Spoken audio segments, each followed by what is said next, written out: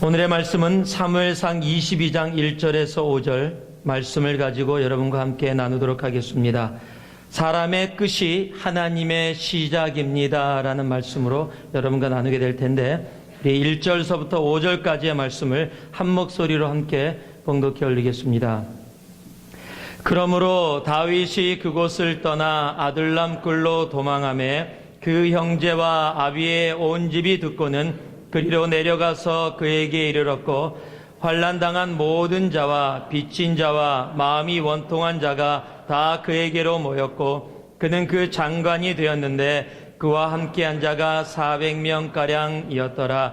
다윗이 거기서 모압 미스베로 가서 모압 왕에게 이르되, 하나님이 나를 위하여 어떻게 하실 것을 내가 알기까지 나의 부모로 나와서 당신들과 함께 있게 하기를 청하나이다 하고 부모를 인도하여 모압 왕 앞에 나아갔더니, 그들이 다윗의 요새에 있을 동안에 모압 왕과 함께 있었더라. 선지자 갓이 다윗에게 이르되, 이 요새에 있지 말고 떠나 유다 땅으로 들어가라. 다윗이 떠나 헤레스풀에 이르니라. 아멘.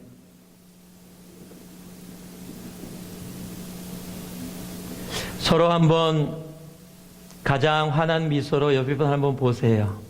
가장 환한 미소로 옆에 분을 한번 보시면서, 자, 제가 자주 하는 거 있죠? 인사 나누는 거. 이렇게 인사 나누시는 거 보세요. 보고 계세요, 서로를. 자, 이렇게 합니다. 자, 이제 저한테 말고요. 옆에 분들에게, 자, 이제 끝났습니다. 여러분, 어떻게 이 말이, 인사가 다가오십니까? 어떤 분에겐 긍정으로, 어떤 분에겐 부정의 의미로 다가올 겁니다. 자기가 처한 상황에 따라 이 말은 분명히 다르게 다가옵니다.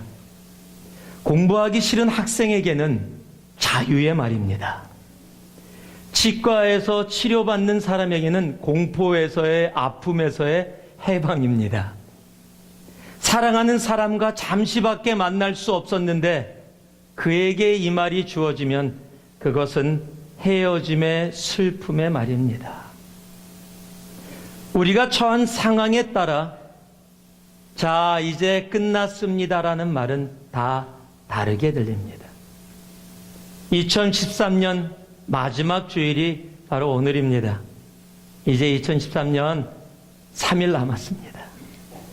어떤 분은 2013년이 지나가는 게 아쉬울 수도 있습니다. 너무너무 좋은 일이 많았는데 조금만 2014년이 길었으면 좋았을 텐데 하는 아쉬움이 있는 분들도 있으실 겁니다. 더러는 왜 이리 빨리 안 지나가나? 2013년 아주 지겹고 지겨웠다.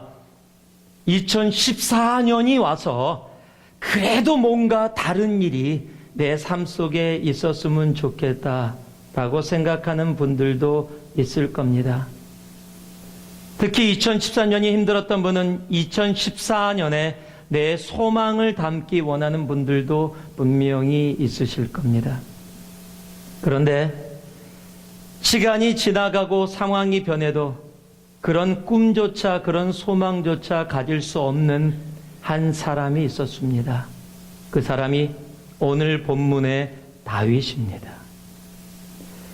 다윗의 삶은 끝이 왔으면 좋겠다, 아니 이렇게 끝났으면 좋겠다라고 생각할 정도로 끝이 없는 절벽에서 떨어지는 것 같은 그러한 삶 속에 지금 존재하고 있습니다. 사무엘상 19장에서부터 사울 왕에게 쫓기기 시작한 다윗은 19장을 거쳐 20장, 21장을 거쳐 22장에 왔을 때 정말로 마지막의 마지막 같은 광야 속의, 사막 속의 아들람 굴이라는 막다른 골목 속에 처한 인생이 되어버립니다.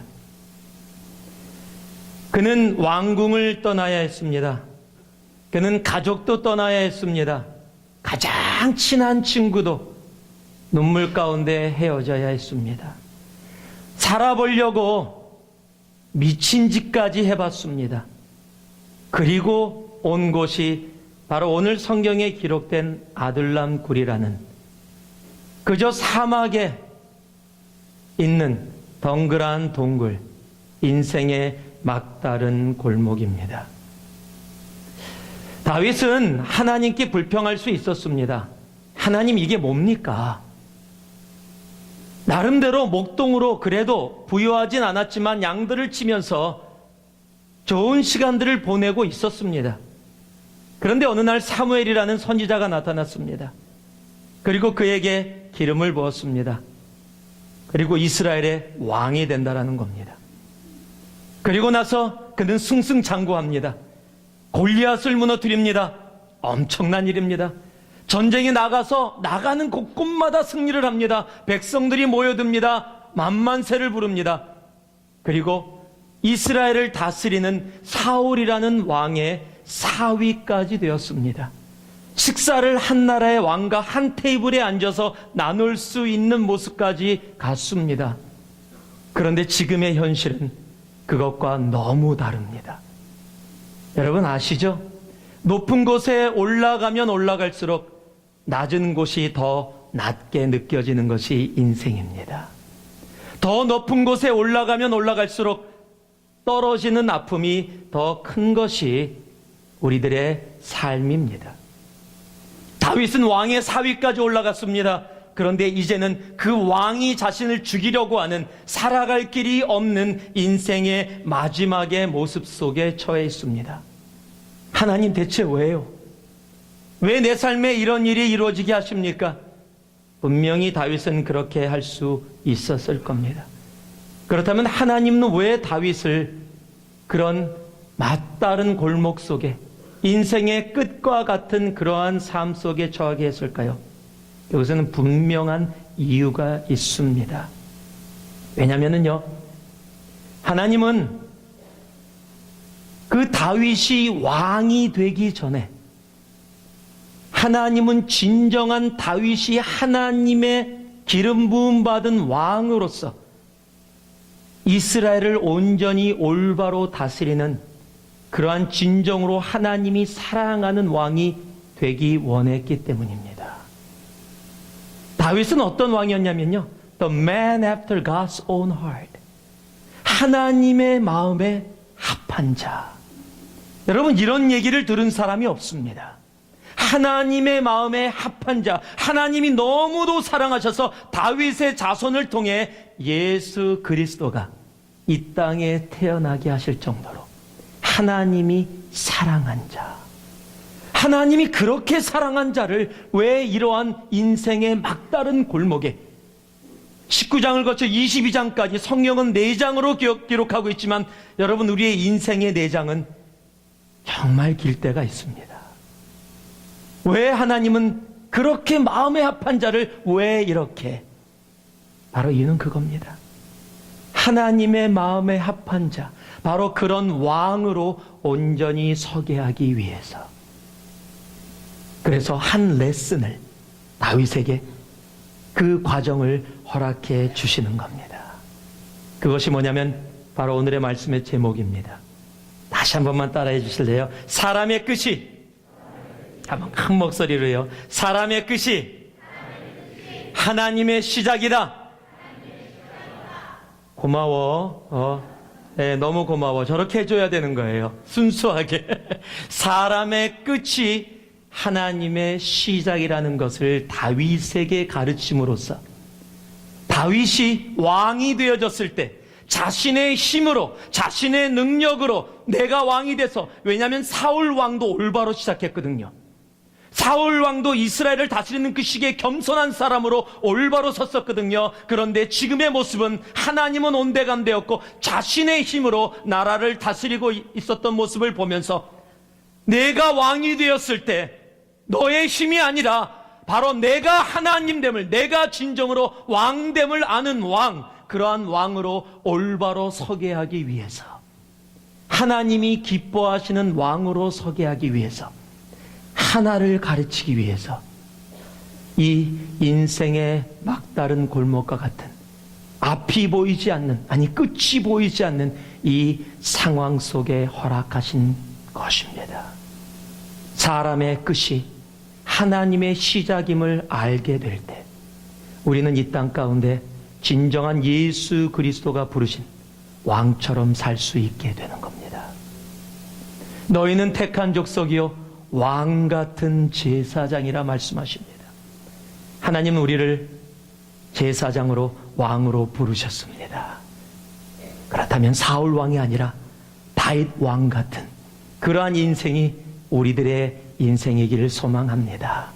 여러분 2014년에 다윗 왕처럼 사시기 바랍니다. 그렇게 다윗 왕이 하나님 앞에 섰던 모습처럼 그렇게 나아가시기 바랍니다. 그렇다면 우리의 인생 가운데 다윗 왕의 왕만이 아니라 왕이 되기 위해 하나님 허락해 주셨던 이 교훈을 우리들도 받을 수 있어야 합니다. 자, 다시 한번 반복합니다. 왜냐하면 그 말만 외우고 가셔도 되거든요.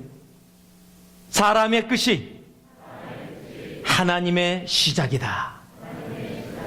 바로 사람의 끝이 하나님의 시작임을 알게 하기 위해서 하나님이 다윗에게 주었던 하나님의 마음, 그 상황, 그 교훈, 오늘 우리 모두의 축복으로 다가오기를 주님의 이름으로 축원합니다. 그러면 그것이 무엇입니까? 1절과 2절에 첫 번째 게 써 있습니다. 한번 같이 봉독해 올리겠습니다. 함께 합니다. 시작. 그러므로 다윗이 그곳을 떠나 아들람 굴로 도망하매 그 형제와 아비의 온 집이 듣고는 그리로 내려가서 그에게 이르렀고 환난당한 모든 자와 빚진 자와 마음이 원통한 자가 다 그에게로 모였고 그는 그 장관이 되었는데 그와 함께한 자가 400명가량이었더라. 아멘. 사람의 끝이 하나님의 시작임을 알게 하시기 위해 하나님은 이렇게 하십니다. 한번 따라해 주세요. 하나님은 우리를 엎친 데 덮치게도 하십니다. 왜 목소리가 줄어듭니까? 예, 하나님은 우리를 엎친 데 덮치게도 하십니다. Make matter worse. 이게 뭡니까 대체? 근데 하나님이 그렇게 하세요. 사람의 끝이 하나님의 시작이 되게 하기 위해서 하나님은 엎친 데 덮치게도 하십니다. 하나님은 사람들을 다윗에게 보내주셨습니다. 무려 400명을 보내줬어요. 그 400여 명의 사람들이 올 때 다윗이 기뻤는지도 모릅니다. 내가 지금 지치고 고통스럽고 아프고 정말로 이제 미친 짓까지 해서 간신히 살아나왔는데 이제 내가 아둘람굴에서 그 사막에서 고통 속에 머물러 있어야 하는데 사람들이 나에게 몰려든다. 나 혼자밖에 없는 줄 알았는데 400여 명의 사람들이 몰려든다. 처음에는 감격으로 받았을지 모릅니다. 그런데 문제가 그 다음에 있습니다.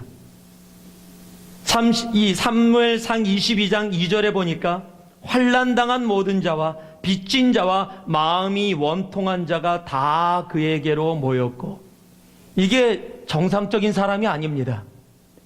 지금 세상에서 소외되고 상처받고 빚지고 고통받아서 세상에서 제대로 살아갈 수 없어서 자기네들도 자신의 문제를 해결할 수 없어서 모여든 사람들, 전부 다 상처와 고통과 아픔으로 가득 찬 사람들이 다윗을 찾아온 겁니다. 여러분, 지금 다윗은 자기 코가 석자입니다. 그런데 자기 코가 5자, 6자인 사람들이 400여 명이 더 온 겁니다. 다윗은 자기 발등에 불이 떨어졌습니다. 그런데 남의 발등에 불이 떨어진 사람들이 400여 명이 더 온 겁니다. 자기 문제 하나만 가지고도 해결하기 힘든데 자기보다 더한 문제라고 생각되어지는 문제를 가진 사람들이 무려 400여 명이나 밀려든 겁니다. 이것이 엎친 데 덮친 겁니다. 하나님이 대체 왜 그러실까요? 다윗 고생 좀 시켜보려고요? 아이들 말로 하면 약오르지롱 그러려고요? 아니에요.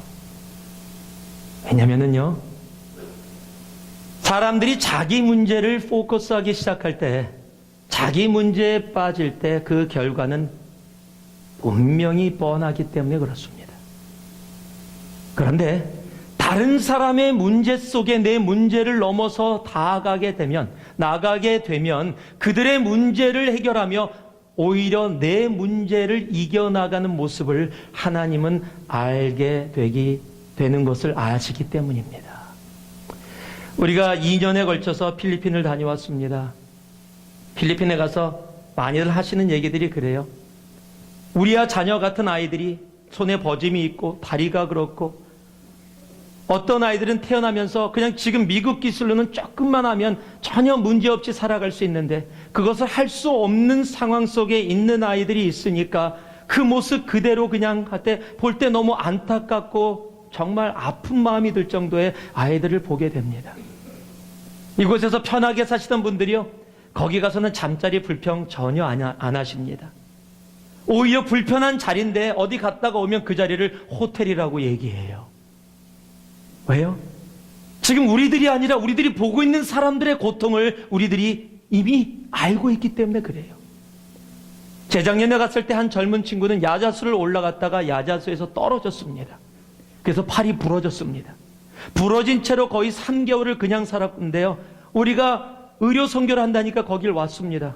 얘기를 나누는데 보니까 팔이 부러진 거예요. 그런데 비타민 C인가 뭐를 얻으러 왔어요. 비타민을 먹으면 뼈가 붓는다고 생각하는 겁니다. 치료하는데 치료할 수가 없습니다. 사람들의 마음이 전부 다요, 이 사람 도와주자는 거예요. 왜 그런 마음이 듭니까? 3개월 동안 뼈가 부러졌는데 병원도 갈 수 없는 상황, 그런 속에서 살아가는 사람들의 모습을 보니까 내가 고통하고 내가 가지고 있는 것들이 생각이 안 나는 거예요. 내가 어렵다고 생각되는 것들이 그런 것이 떠오르는 것이 아니라는 겁니다. 하나님은 그것을 아시기에 자기의 문제 속에 잡혀있는 다윗에게 400여 명의 사람들을 보내는 겁니다. 도저히 이해할 수 없는 상황입니다.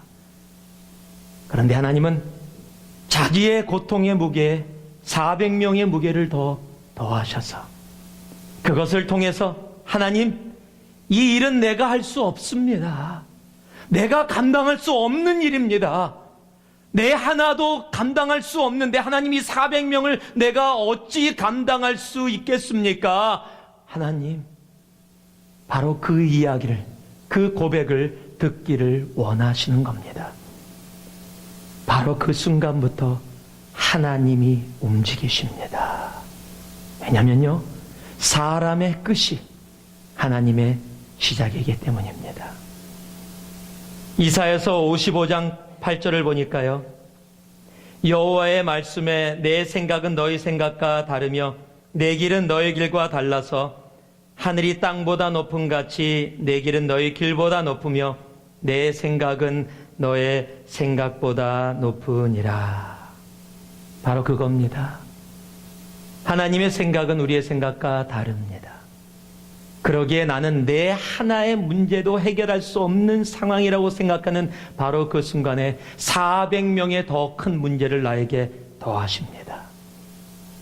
그리고 그곳에서 하나님 앞에 온전히 나아갈 때, 하나님, 나는 할 수 없습니다. 이건 포기 아닙니다. 여러분 오해하지 마세요. 나는 할 수 없습니다가 포기가 아닙니다. 지금까지 내가 했던 것을 내려놓고 하나님, 나 하나 문제도 감당할 수 없는 나기에 내 형제자매들의 어려움과 고통, 제가 이거 다 위로하고 치유할 수 없습니다. 하나님하고 하나님 앞에 나올 때 바로 사람의 끝이 하나님의 시작임을 알게 하시는 겁니다. 이 400명을 감당할 수 없다면 어떻게 나중에 이스라엘 왕이 되어서 수십만 명, 수백만 명의 고통과 아픔을 감당하는 하나님의 마음에 합한 왕이 될 수 있겠습니까? 하나님은 다윗을 너무도 사랑하셔서 엎친 데 덮치게 하셨습니다. 여러분의 삶 속에 엎친 데 덮친 일들이 있으십니까? 아니, 내년에도 혹 있을지 모르겠습니다. 그럴 때 감사함으로 받으세요. 하나님이 나를 다윗과 같은 왕으로 만들고 계시구나. 나는 할 수 없습니다. 하나님을 찾을 때 하나님은 바로 그 순간 시작하십니다. 그 은혜가 여러분 모두에게 있기를 주님의 이름으로 축복합니다. 두 번째는요, 3절에 적혀 있습니다. 3절 말씀 같이 한번 읽겠습니다. 시작. 다윗이 거기서 모압 미스베로 가서 모압 왕에게 이르되 하나님이 나를 위하여 어떻게 하실 것을 내가 알기까지 나의 부모로 나와서 당신들과 함께 있게 하기를 청하나이다 하고, 한번 따라해 주세요. 하나님은 우리로 갈 때까지 가게도 하십니다. 예, 오늘 별로 듣기 싫은 소리들이 계속 나오고 있습니다. 엎친 데 덮치게도 하시고 갈 때까지 가게도 하시는 하나님. 왜 갈 때까지 가게 하시는 하나님이시냐면 지금 다윗의 입장이 그렇습니다. 지금 모압 왕에게 찾아가서 부모를 맡기는 겁니다. 지금 이스라엘의 상황을 모르시는 분들은 그렇게 어때서 그래도 왕을 안 해라고 얘기할지 모르지만은요, 성경은 분명히 모압 족속, 암몬 족속과 상대도 하지 말라라고 명령하고 있습니다. 또한 동시에 자기가 이스라엘의 장군이었을 때 모압 족속과 그런 사람들과 싸우던 적입니다. 그런데 상황이 어떻게 변했냐면요, 자기가 위에서 싸우던 사울 왕은 자기를 죽이려고 하고, 자기가 죽이려고 하던 적의 왕에게 자신이 가장 사랑하는 부모를 맡겨야 되는 상황. 이건 도저히 용납할 수 없는 상황까지 지금 다윗은 가게 된 겁니다. 아마 그럴 거예요. 그래, 갈 때까지 가보자. 갈 때까지. 지금 다윗은 갈 때까지 온 겁니다. 그 상황과 그 일들이 얼마나 어려웠으면 다윗이 시편 142편 1절과 4절에 그 마음을 기록해 놨습니다. 다윗이 굴에 있을 때 지은 마스길 곧 기도. 다윗이 굴에 있을 때에 바로 이 아들람굴을 이야기합니다. 그리고 1절을 이렇게 시작합니다. 내가 소리내어 여호와께 부르짖으며 소리내어 여호와께 간구하는도다. 내가 내 원통함을 그 앞에 토하며 내 우환을 그 앞에 진술하는도다. 내 심령이 속에서 상할 때에도 주께서 내 길을 아셨나이다. 나의 행하는 길에 저희가 나를 잡으려고 올무를 숨겼나이다. 내 우편을 살펴보소서. 나를 아는 자가 하나도 없고 피난처도 없고 내 영혼을 돌아보는 자도 없나이다. 여러분, 고통의 외침을 하는 겁니다. 1절 말씀에요, 부르짖으며 라는 것은 정말 외치는 겁니다. 그리고 소리내어, 소리내어가 두 번이 적혀 있는데요, 히브리어로 콜이라는 단어입니다. 이거는 그냥 소리내는 소리가 아니라 울부짖는 겁니다. 내가 의식적으로 내는 소리가 아니라 내 속의 원통함 때문에 으아 하고 지르는 비명의 소리입니다. 지금 이 시는요, 그냥 내 원통함을, 이게 아니에요. 하나님 하고 그냥 외치는 겁니다. 으아 하고 비명을 지르는 거예요. 그 상황 속에서 하나님, 하나님, 내 원통함을 내가 어떻게 합니까? 이 고통을 어떻게 합니까? 주위를 둘러봐도 아무도 없습니다. 주님이 계시다고 하지만 나는 주위에 아무도 없이 이 고통과 아픔 속에 머물 수밖에 없습니다. 하나님 어찌합니까? 바로 그것이 바로 이 다윗의 외침과 고백이었습니다. 사무엘이 자기에게 와서 분명히 기름 부음을 했습니다. 사울 왕이 이렇게 자기를 죽이려고 한다면 다른 사람은 몰라도 사무엘은 좀 나서주면, 사울 왕이 사무엘을 무시할 수 없으니까 이 문제가 해결될 수 있을 텐데 사무엘도 나서지 않습니다. 성경은 사무엘이 나서서 중재했다라는 얘기조차도 적혀 있지 않습니다. 요즘 말로 하면은요, 이렇게 얘기할 수 있을 겁니다. 세상에 믿을 놈 하나도 없다. 정말 세상에 믿을 놈 하나도 없다. 그래서 나간 곳이 어디입니까? 믿지 못할 놈입니다. 모압 왕입니다. 그래서 믿지 못할 놈 모압 왕에게 나간 겁니다. 세상에 믿을 사람 하나도 없어서 믿지 못할 존재에게 누구를요? 나의 부모를 맡겨야 되는 상황. 정말 갈 때까지 가게 된 상황입니다. 왜 하나님은 이렇게 하십니까? 바로 사람의 끝에서, 새롭게 시작하시는 하나님을 우리가 보게 되기를 원하시기 때문입니다. 그러기에 우리를 끝까지 가게 하십니다. 우리를 끝까지 가게 하세요. 좋은 예가 있습니다. 그것이 다니엘서 3장 23절에 적혀 있습니다. 같이 한번 읽어보겠습니다. 우리 다니엘서 3장 23절 한번 같이 읽습니다. 시작. 이 세 사람 사드락과 메삭과 아벳느고는 결박된 채 극렬히 타는 풀무 가운데 떨어졌더라. 여러분 이 이야기 잘 아시죠? 느부갓네살 왕이 동상을 만들었습니다. 그리고 그 신상에 절을 하라고 얘기합니다. 지금 다니엘과 세 친구를 겨냥해서 만들어낸 이야기입니다. 그런데 지금 뭐라고 적혀 있냐면 극렬히 타는 풀무에 떨어졌다. 불 속에 들어가게 됐다라는 겁니다. 왜 이런 상황이 벌어졌냐면 절을 하라 그러는데 사드락과 메삭과 아벳느고가 절을 하지 않습니다. 왕에게 잡혀왔습니다. 왕이 기회를 줍니다. 지금이라도 절을 하면 살려주겠다. 좋은 마음으로 얘기를 했습니다. 그런데 그 세 명이 이렇게 고백합니다. 다니엘서 3장 16절에서 18절까지에 이렇게 적혀 있습니다. 사드락과 메삭과 아벳느고가 왕에게 대답하여 가로되 느부갓네살이여 우리가 이 일에 대하여 왕에게 대답할 필요가 없나이다. 이거 왕의 자존심을 긁어내는 겁니다. 지금 왕은 편안한 마음으로 살려주려고 왔는데 왕에게 대답 안 하겠다는 겁니다. 만일 그럴 것이면 나를 풀무에다 집어넣는다고 하더라도 우리 왕이여 우리가 섬기는 우리 하나님이 우리를 극렬히 타는 풀무 가운데서 능히 건져내시겠고 왕의 손에서도 건져내시리라. 그리 아니하실지라도. 이거 많이 고백하는 고백 아닙니까? 그리 아니하실지라도 왕이여 우리가 왕의 신들을 섬기지도 아니하고 왕의 세우신 금신상에게 절하지도 아니할 줄을 아옵소서. 얼마나 멋있는 신앙의 고백입니까? 이런 신앙의 고백을 지금 드렸습니다. 여러분 그렇다면은요 이제 하나님이 역사해 주셔야 되는 거 아닙니까? 믿음의 고백을 했으니까 그 고백에 합당하게 하나님이 해주셔야 되는 거 아니에요? 그런데 지금 병사들이 이 고백을 하니까 왕이 더 화가 났어요. 불을 더 지폈습니다. 더 뜨겁게 했습니다. 얼마나 뜨거워졌냐면 그 사람들을 데려가려고 하던 병사가 붉은 채 갔다가 타서 죽을 정도로. 여러분 이제 현실이 된 겁니다. 자기를 데려가던 병사가 불에 타서 죽을 정도의 뜨거움이 느껴지는 겁니다. 불 속에 다가갑니다. 그 열기가 내 온몸에 느껴질 겁니다. 이제는 현실입니다. 이제 나를 밀으려고 합니다. 내가 빠질 수밖에 없는 상황이 되어버렸습니다. 여러분 그러면 우리들이 보통 하는 얘기가 있습니다. 하나님, 내가 할 만큼 했잖아요. 나는 정말 주님 앞에 신앙의 고백 다 했잖아요. 그러면 이제 주님께서 내 삶 속에 역사하셔야 되는 거 아닙니까? 이제는 이 포인트에서 하나님께서 뭔가 해주셔야 되는 거 아닙니까? 내가 진심으로 주님 앞에 그렇게 고백했다면. 그런데 거기에 문제가 있습니다.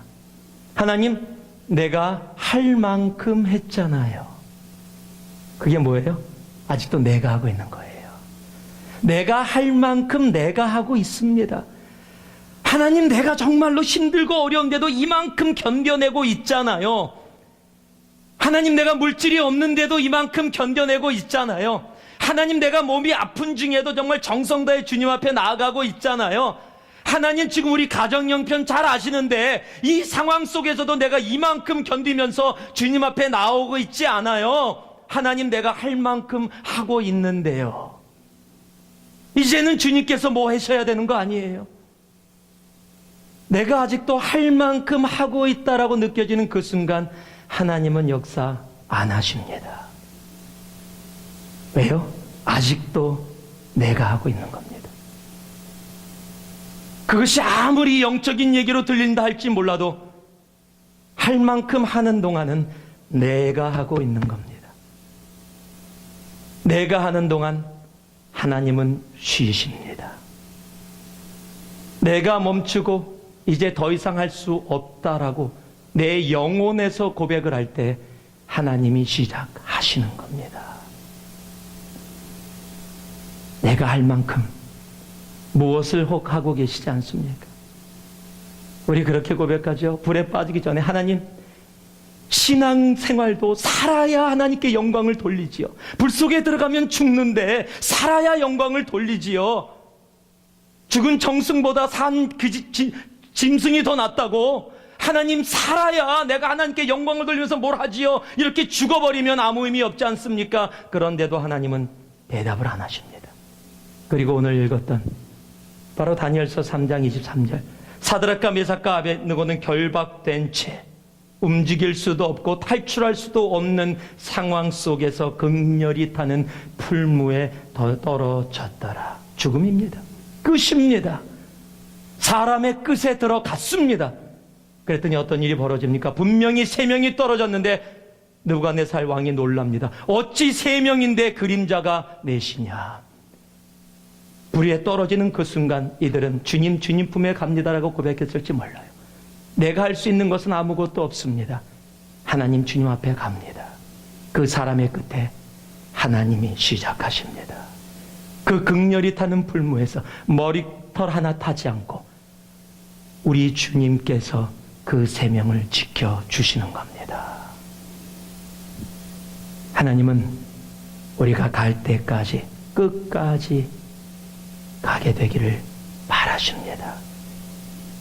할 만큼 했다가 아닙니다. 그러기에 하나님은 우리들을 통해서 갈라디아서 2장 20절에 적혀 있는 것처럼 내가 그리스도와 함께 십자가에 못 박혔나니 이제는 내가 산 것이 아니요, 이러한 고백의 노래를 우리의 삶 가운데 주님 앞에 드리기를 원하십니다. 하나님은 막다른 골목에서 노래를 주십니다. 요한복음 11장 6절을 보니까요, 나사로가 병들었다함을 들으시고 그 계시던 곳에 이틀을 더 유하시고. 나사로가 병들었습니다. 지금 빨리 가야 고칠 수 있습니다. 그런데 주님은 이틀을 더 머무십니다. 갔더니 이미 죽었습니다. 누나들이 다가옵니다. 그리고 이야기합니다. 벌써 다 썩어서 냄새가 날 거라는 겁니다. 그런데 주님께서 어찌하십니까? 그 돌문을 치우고 나사로야 나오너라. 사람의 끝이 하나님의 시작입니다. 그곳에서 하나님은 부활의 노래를 그들에게 허락해 주신 겁니다. 다윗도 그 아둘람 굴에서 자신의 끝이 하나님의 시작임을 깨달아 알았습니다. 그래서 시편 57편에 보면 이렇게 고백되어져 있습니다. 내 영광아 깰지어다, 비파야 수금아 깰지어다, 내가 새벽을 깨우리로다. 주여, 주는 만민 중에서 주께 감사하며 열방 중에서 주를 찬송하리다. 대저 주의 인자는 커서 하늘에 미치고 주의 진리는 궁창에 이르나이다. 하나님이여, 주는 하늘 위에 높이 들리시며 주의 영광은 온 세계 위에 높아지기를 원하나이다. 이것이 사람의 끝을 경험하고 하나님의 시작 속에 들어간 사람들의 온전한 선포며 고백입니다. 하나님 우리를 갈 때까지 가게 하셨습니다. 그리고 하십니다. 무엇 때문에요? 사람의 끝이 하나님의 시작임을 우리로 온전히 깨닫고 알게 하기 위해서. 그리고 마지막으로 하나님이 하시는 것이 이 말씀에 더 적혀 있습니다. 5절 말씀입니다. 같이 봉독합니다. 선지자 갓이 다윗에게 이르되 이 요새에 있지 말고 떠나 유다 땅으로 들어가라. 다윗이 떠나 헤레 수풀에 이르니라. 한번 따라해 주실래요? 하나님은 우리가 다시 약속으로 돌아가게 하십니다. 유다 땅은 사울 왕이 다스리는 땅입니다. 돌아가면 죽습니다. 유다 땅에서 떠나서 이방인들에게 광야로 도망가는 이유는 그곳에 가면 죽음이 있기에 살기 위해서 도망치는 겁니다. 그런데 지금 하나님이 다윗에게 유다 땅으로 돌아가라 그럽니다. 죽으라는 겁니까? 아니요. 사무엘 선지자가 다윗에게 와서 기름을 부어서 안수했습니다. 그 안수의 약속은 유다의 왕입니다. 이방의 왕이 아닙니다. 지금 비록 죽음의 땅처럼 보인다 할지라도 내가 그곳에 가면 모든 것을 계산해 볼 때 그곳에 가면 죽을 수밖에 없는 현실이라 할지라도 하나님의 약속은 유다입니다. 이방이 아닙니다.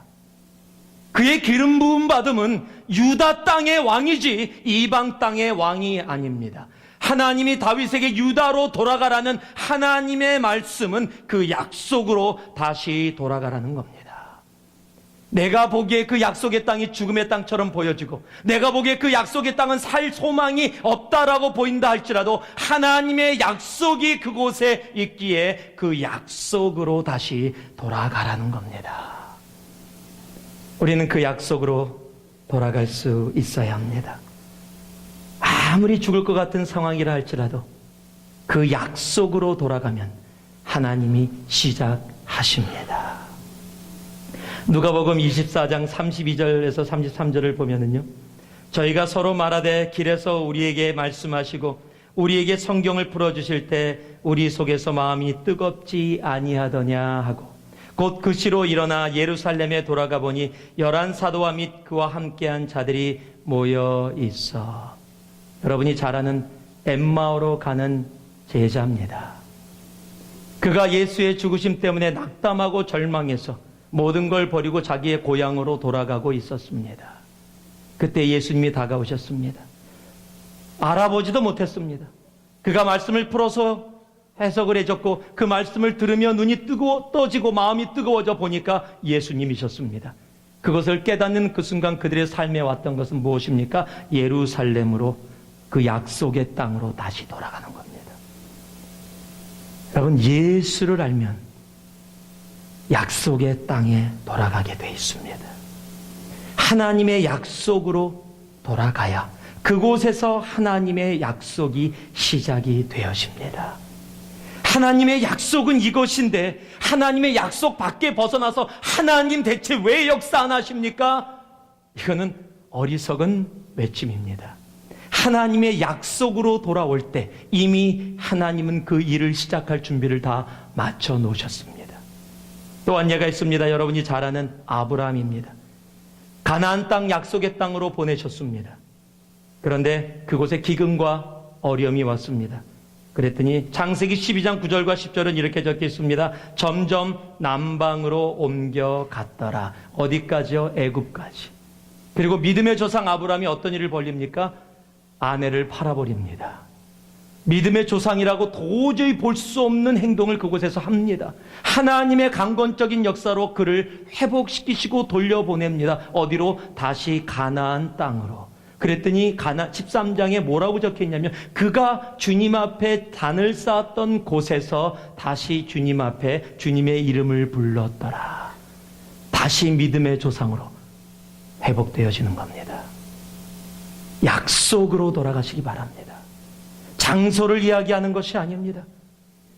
하나님과의 약속으로 다시 돌아갈 때 하나님은 그곳에서 하나님의 일을 시작하십니다. 말씀을 맺겠습니다. 로버트 슐러 목사님의 글에 이런 글이 적혀 있습니다. 절벽 가까이로 나를 부르셔서 다가갔습니다. 절벽 끝에 더 가까이 오라고 하셔서 더 다가갔습니다.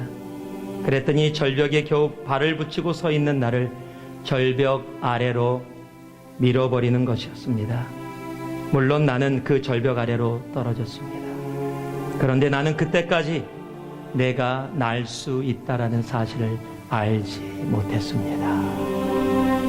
하나님이 우리를 절벽으로 인도하시는 것처럼 느껴질 때가 있습니다. 끝이라고 느껴질 때가 있습니다. 그런데 그 끝이 아니라는 사실. 내가 하나님 앞에 하나님, 사람의 끝, 내 인생의 끝, 내 삶의 끝이라고 주님 앞에 내 영혼으로 삶으로 고백할 때 하나님은 내 등 뒤에 숨겨있던 날개를 피게 하십니다. 그리고 하나님이 시작하시는 그 엄청난 하늘을 향해, 창공을 향해 날게 하십니다. 그러기에 사람의 끝이 하나님의 시작입니다. 날개 있는 우리가 이 땅 가운데 닭처럼 땅만 쳐다보며 구구구구 바닥만 쳐다보며 바닥에 있는 먹이들만 먹는 그러한 삶을 사는 것을 하나님이 볼 수 없어서 그 날개를 펴고 창공을 마음껏 날게 하기 위해서 더러는 엎친 데 덮치게도 하시고요. 갈 때까지 가게 하시고요. 그 약속을 우리 마인드 시키셔서 그 하나님의 약속으로 다시 죽음의 땅처럼 보여지는 그곳으로 돌아가게 하시는 겁니다. 신명기 32장 11절은 하나님의 마음을 이렇게 표현하고 있습니다. 마치 독수리가 그 보금자리를 어지럽게 하며 그 새끼 위에 너풀거리며 그 날개를 펴서 새끼를 받으며 그 날개 위에 그것을 얻는 것 같이 하나님이십니다. 절벽에서 떨어뜨리는 그 독수리가 떨어지는 새끼를 떨어지기 전에 날개를 펴서 받아서 다시 올라가서 또 떨어뜨리고, 왜요? 그 떨어짐들을 통해 그 어린 독수리가 날개에 힘을 얻고 창공을 날 때까지, 비록 떨어질 때 뭐 이런 엄마가 다 있어라고 할지 모르겠어요. 어떻게 나를 절벽에서 던질 수 있어라고 생각할지 모르겠습니다. 그런데 다시 받습니다. 그리고 또 올라갑니다. 그리고 창공을 자기 혼자 날 수 있게 될 때 어미는 그 옆에서 함께 그 창공을 마음껏 함께 보여주며 나는 겁니다. 사람의 끝이 하나님의 시작입니다. 벼랑 끝에 서 있는 것 같은 그 인생이 사람의 끝일지는 몰라도 하나님의 시작임을, 그 하나님의 시작은 위대합니다. 그 하나님의 시작은 장대합니다. 2013년의 마지막 주일입니다. 2014년의 새로운 시작이 여러분을 기다립니다. 그 2014년이 여러분의 시작이 되기를 원치 않습니다. 그 2014년이 하나님의 여러분의 인생 가운데 시작이 되기를 주님의 이름으로 축복합니다. 하나님의 시작으로 2014년을 맞이하는 여러분 한 분 한 분 되기를 정말 가슴으로, 기도로 축복합니다. 기도하겠습니다. 사랑의 아버지 하나님, 사람의 끝이 하나님의 시작임을 2014년 또 사람으로 시작하지 말게 하시고 하나님으로 시작할 수 있는 하나님 우리 되게 하여 주셔서 사람으로 시작한 어리석은 삶 속에 2014년을 보내는 우리 되지 말게 하시고 하나님이 시작하시기, 절벽으로 떨어지는 고통 가운데서도 날개를 펴고 날 수 있는 그런 우리 모두 되도록, 우리 새누리 공동체 되도록, 이곳에 예배드리는 모든 한 분 한 분 되도록 주여 함께하여 주옵소서. 예수님 이름으로 기도 올리옵나이다. 아멘.